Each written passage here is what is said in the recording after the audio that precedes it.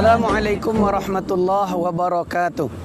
Alhamdulillah wassalatu ala rasulillah wa ala alihi wa ashabihi wa man wala, amma ba'du. Kaum muslimin rahimakumullah, pada kesempatan kali ini kita akan membahas tentang masalah kurban. Kurban sering diistilahkan dengan udhiyah. Udhiyah itu adalah hewan ternak yang disembelih dalam rangka untuk mendekatkan diri kepada Allah Subhanahu wa taala. Dan berkurban ini sangat disyariatkan sekali oleh Allah dan Rasul-Nya, baik di dalam Al-Quran, begitu juga di dalam hadis-hadis Nabi sallallahu alaihi wasallam. Kemudian tentang hukum berkorban, ulama berbeda pendapat di dalam menentukan hukum berkorban. Menurut pendapat ulama yang pertama, bahwa berkorban itu hukumnya adalah wajib. Dasarnya adalah Al-Quran surat Al-Kautsar ayat yang kedua. Fasholli li rabbika wanhar. Maka dirikanlah solat dan berkorbanlah atau sembelihlah hewan korban. Kata ulama yang berpendapat seperti ini, yang mengatakan wajib, bahwa ini adalah fi'il amar, perintah. Jadi tidak bisa dialihkan maknanya kepada yang lain kecuali wajib. Adapun menurut pendapat ulama yang kedua, ini adalah pendapat jumhur ulama. Mereka mengatakan bahwa korban itu hukumnya bukan wajib, tetapi adalah sunat muakkad. Bagi orang yang mempunyai kemampuan, lalu dia tidak mau ikut berkorban, maka dia diancam oleh Nabi sallallahu alaihi wasallam. Ya, sebagaimana di dalam hadis sahih bahwa Nabi sallallahu alaihi wasallam bersabda, "Man kana lahu sa'atun wa lam yudhi fala yaqrabanna musallana." Barang siapa yang mempunyai kelapangan atau kemampuan, namun dia tidak mau ikut berkorban, fala yaqrabanna musallana, maka jangan dia sekali-kali datang ke tempat solat kami, kata Rasulullah. Artinya apa? Tidak usah dia ikut solat Idul Adha. Begitu ancaman yang disampaikan oleh Nabi SAW kepada orang yang mempunyai kemampuan untuk ikut berkorban, namun dia tidak mau ikut berkorban.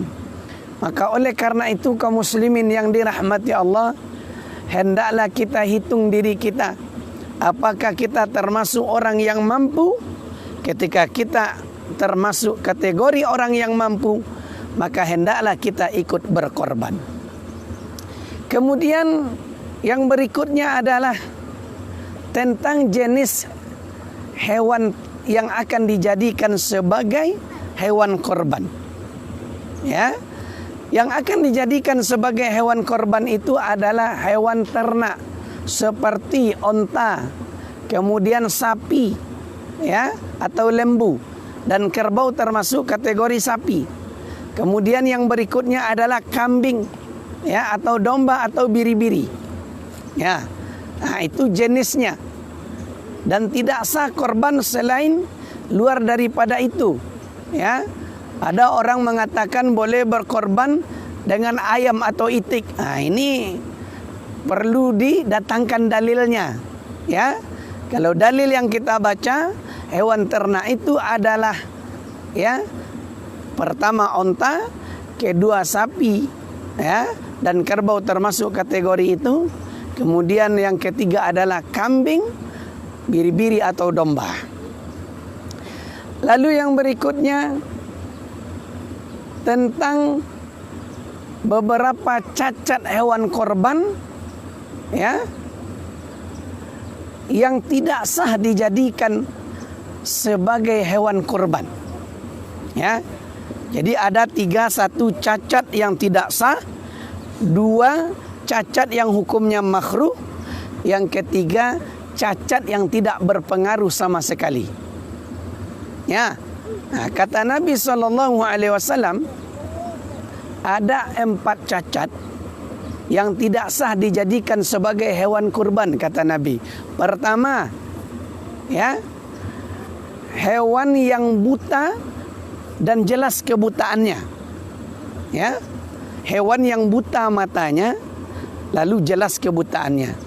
Jangankan buta kedua-duanya, satu saja matanya buta, maka itu tidak sah lagi dijadikan sebagai hewan kurban. Yang kedua, kata Rasulullah, adalah hewan yang sakit dan jelas sakitnya. Ya. Yang ketiga, hewan yang pincang dan jelas pincangnya. Dan yang keempat adalah hewan yang kurus yang tidak ada dagingnya. Jadi bagi siapa saja, ya, panitia atau pengurus, kalau dia ingin membeli sapi, membeli kambing, maka ia harus menghindarkan kriteria yang disampaikan oleh Nabi SAW tadi. Ya, tidak buta, tidak sakit, tidak pincang, ya, dan juga tidak kurus. Nah, kedua, cacat yang hukumnya makruh. Ya, apa contohnya cacat yang hukumnya makruh? Yang dari segi hukum tetap sah dijadikan sebagai hewan kurban, yaitu yang terputus telinganya atau patah tanduknya. Ya, ini makruh hukumnya kalau bisa dihindarkan. Ya, yang ketiga, ini adalah cacat yang tidak berpengaruh sama sekali. Ya, contoh putus hidungnya, ya, putus ekornya, atau sudah copot giginya. Nah, itu tidak berpengaruh sama sekali. Nah, akan tetapi yang terbaik itu adalah tetap dia, ya, dianjurkan yang sempurna. Ya, tidak cacat, tidak buta, tidak sakit, tidak pincang, ya. Kemudian tidak kurus. Ya. Hewannya gemuk. Itu yang dianjurkan oleh para ulama kepada kita. Sebab Nabi SAW menyembelih hewan kurbannya ayam gemuk.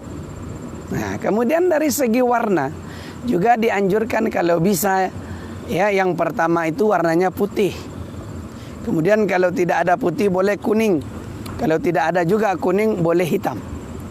Ya, sebab Nabi dulu ketika menyembelih hewan kurbannya itu, ya, kambing yang beliau sembelih itu adalah warnanya putih. Nah, itu berdasarkan beberapa hadis Nabi sallallahu alaihi wasallam. Kemudian juga sering timbul pertanyaan dari jamaah atau masyarakat kepada kita, ya, apakah boleh kami berkorban lalu kami niatkan, ya, hanya satu untuk keluarga kami? Jawapannya boleh. Ya, jawapannya boleh. Sebab Nabi SAW dulu ketika menyembelih, dia juga meniatkan untuk keluarganya. Bismillahirrahmanirrahim. Allahumma taqabbal min Muhammad wa ali Muhammad wa ummati Muhammad. Ya Allah, terimalah korban ini dari Muhammad, dari keluarga Muhammad, dan dari umat Muhammad. Jadi kalaupun dia niatkan sekaligus untuk keluarganya, itu tidak ada masalah. Ya, para ulama membolehkan ketika dia sudah meniatkan untuk keluarganya itu. Begitu juga, ya, kalau ada yang berkorban lalu dia niatkan untuk orang tuanya yang sudah meninggal, walaupun ulama berbeda pendapat, tetapi ada ulama yang membolehkan dan mengatakan sampai pahalanya. Apalagi orang tua itu dulu pernah berwasiat, ya, maka insya Allah korbannya itu tetap sampai. Cuman yang penting kita perhatikan di sini adalah ketika kita sudah niatkan untuk orang tua kita, maka tidak perlu ditulis almarhum dan almarhumah. Kenapa? Karena Allah sudah tahu niat yang ada di dalam hati kita. Sebab setiap amal itu tergantung dengan niatnya. Innamal a'malu binniyat wa innamal likulli imri'im ma nawa. Setiap amal itu diawali dengan niat dan setiap orang mendapatkan sesuai dengan apa yang dia niatkan. Kaum muslimin rahimakumullah. Kemudian yang berikutnya juga ada pertanyaan datang kepada kita, apakah benar orang yang belum akikah tidak boleh ikut berkorban? Kaum muslimin rahimakumullah. Tidak ada kaitannya antara akikah dengan kurban. Ya. Kalau bab kurban itu khusus, bab akikah juga khusus. Ya. Akikah karena mendapatkan nikmat kelahiran anak, sementara berkorban ini karena dalam rangka mendekatkan diri kepada Allah Subhanahu wa taala. Di situ bedanya wahai kaum muslimin yang dirahmati oleh Allah Subhanahu wa taala.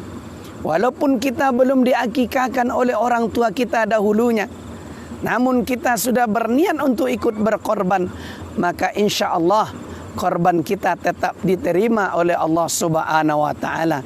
Yang penting luruskan niat kita. Ketika kita luruskan niat kita, maka insya Allah Allah akan balas dengan pahalanya. Tetapi ketika kita tidak ikhlas, maka apa yang sudah kita kerjakan itu dikhawatirkan tidak mendapatkan pahala di sisi Allah Subhanahu wa taala. Dalam Al-Quran surat Al-Hajj, surat yang ke-22 ayat 37, Allah Subhanahu wa taala berfirman, A'udzu billahi minasyaitonir rajim, la yanalallaha luhumuha wala dima'uha walakin yanalluhu taqwa minkum. Darah dan daging itu sekali-kali tidak akan sampai kepada Allah. Akan tetapi yang sampai kepada Allah itu adalah niat ikhlas kamu kepadanya, ketakwaan kamu kepadanya. Maka siapapun yang ikut berkorban, maka hendaklah ia luruskan niatnya supaya betul-betul dinilai oleh Allah sebagai pahala di sisinya. Jangan nanti kita mengumpat atau kita tidak senang, ya, lalu keluar kata-kata kita yang tidak pantas keluar, ya, atau kita menggunjing panitianya. Padahal sebetulnya kita sudah berterima kasih harusnya kepada panitia karena dia sudah membantu kita, sudah meringankan beban kita. Seandainya tidak dibantu oleh panitia, apakah kita sanggup untuk melaksanakannya sendiri? Kalau kita sanggup, silakan. Kita yang membelinya, kita yang memeliharanya, kita yang memberinya makan, kemudian kita yang menyembelihnya, ya. Lalu nanti kita yang membungkusnya, lalu kita sendiri yang membagikan kepada masyarakat. Apakah kita mampu seperti itu? Kalau kita mampu, silakan lakukan. Tapi kalau kita tidak mampu, kalau kita sudah wakilkan kepada panitianya, maka hendaklah kita berterima kasih kepada mereka. Jangan terjadi lagi upat puji, ya. Kan sering terjadi di masyarakat kita, ya, sering mengumpat. Ini yang terjadi. Padahal panitianya sudah capek-capek, sudah membantu kita, tetapi ada di antara peserta korban yang tidak senang, ya, lalu keluar kata-kata yang tidak menyenangkan, sehingga pahala, ya, berkorbannya tadi jadi hilang. Maka inilah yang kita khawatirkan wahai kaum muslimin yang dirahmati oleh Allah Subhanahu wa taala. Kemudian masalah penyembelihan, ya. Ini perlu juga kita sampaikan kepada seluruh kaum muslimin dan kaum muslimat yang dirahmati oleh Allah Subhanahu wa taala. Ya. Waktu penyembelihan itu setelah selesai solat Idul Adha. Dulu ada salah seorang sahabat namanya Abu Burdah. Dia menyembelih hewan kurbannya itu sebelum berangkat solat. Lalu dia bertanya kepada Nabi SAW, bagaimana dengan korbannya itu? Lalu Nabi menjawab, ya, korbanmu itu hanya untuk keluargamu, ya, maka itu hanya khusus untukmu. Untuk berikutnya jangan kamu lakukan yang seperti itu. Makanya hikmah solat Idul Adha kenapa harus dicepatkan dari solat Idul Fitri? Karena kita akan melaksanakan penyembelihan. Ya, itu salah satu hikmahnya. Kemudian masalah penyembelihan ini perlu kita sampaikan juga. Ya, kata Rasulullah SAW, hendaklah kalian tajamkan pisau kalian supaya binatang ternak yang kalian sembelih tidak merasa kesakitan.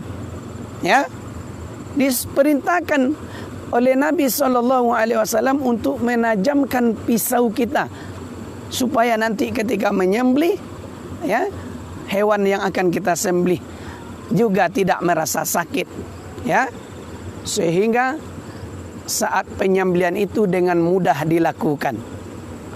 Kemudian jangan mengasah pisau di dekat hewan yang akan kita sembelih, ya. Kemudian juga jangan didekatkan hewan yang kita akan sembelih itu dengan kawannya. Makanya kita ketika melaksanakan kita tutup paling minimal dengan terpal supaya tidak kelihatan oleh kawan-kawannya. Sebagian tempat kita perhatikan, ya, mereka tidak menghiraukan persoalan ini, ya, dia tidak peduli, ya, karena dia menganggap ini kan binatang, dia tidak punya akal, ya. Mungkin menurut kita saja, ya, kita sepakat binatang itu tidak punya akal. Tetapi ketika saat penyembelihan dia melihat kawannya disembelih di depan matanya, ya, nah ini kan juga dari segi adab, ya, dari segi adabnya kita kena. Nah, sementara Nabi SAW mengajarkan kepada kita jangan lakukan yang seperti itu. Nah, kemudian yang berikutnya, ya, tentang hewan sembelihan ini disuruh oleh Nabi SAW membagikan seluruhnya, baik dagingnya, baik tulangnya, ya, termasuk juga kulitnya. Namun nanti timbul persoalan. Apa persoalannya? Apakah kulit itu boleh dijual? Ini persoalan. Kalau di zaman Rasulullah tidak ada yang melakukan. Zaman sahabat juga tidak ada. Zaman tabi'in juga tidak ada. Zaman tabi'ut tabi'in juga tidak ada. Ya, termasuk generasi setelah itu.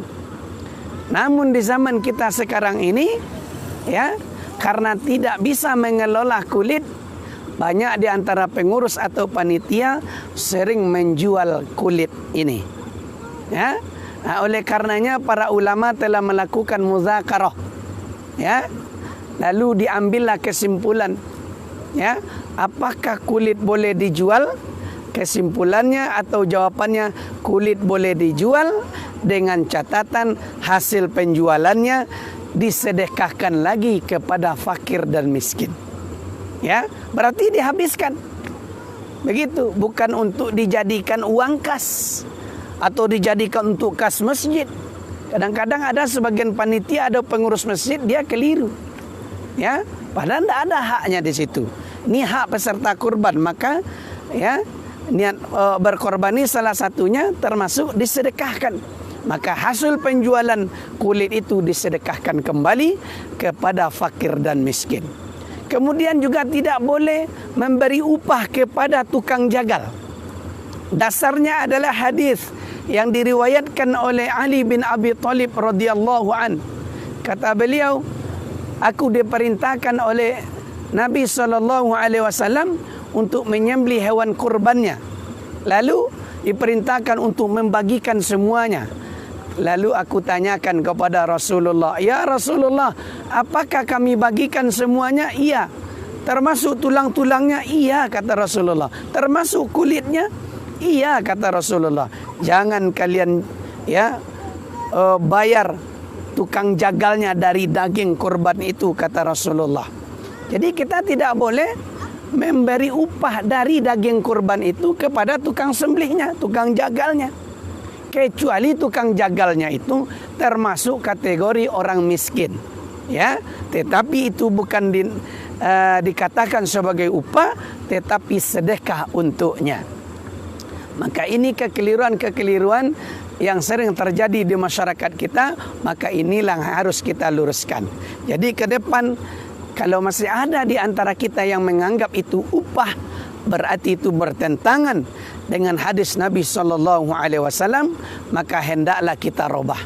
Silakan kita mengerjakan kurban ini ya sesuai dengan sunnah Nabi SAW. Ketika kita mengerjakan menurut mau kita, dikhawatirkan nanti ya pahalanya tidak sampai ya kepada Allah Subhanahu wa taala. Makanya kaum muslimin yang dirahmati Allah, ketika kita betul-betul mengikuti tata cara yang diajarkan oleh Nabi SAW, maka insya-Allah kita bermohon kepada Allah supaya ibadah kurban kita ini diterima oleh Allah Subhanahu wa taala. Inilah tausiah kita tentang masalah kurban.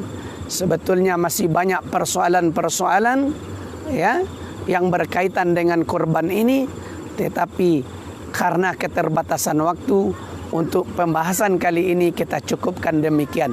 Terima kasih atas segala perhatian. Mohon maaf atas segala kekurangan. Subhanakallahumma wa bihamdika asyhadu an la ilaha illa anta astaghfiruka wa atubu ilaik. Assalamualaikum warahmatullahi wabarakatuh.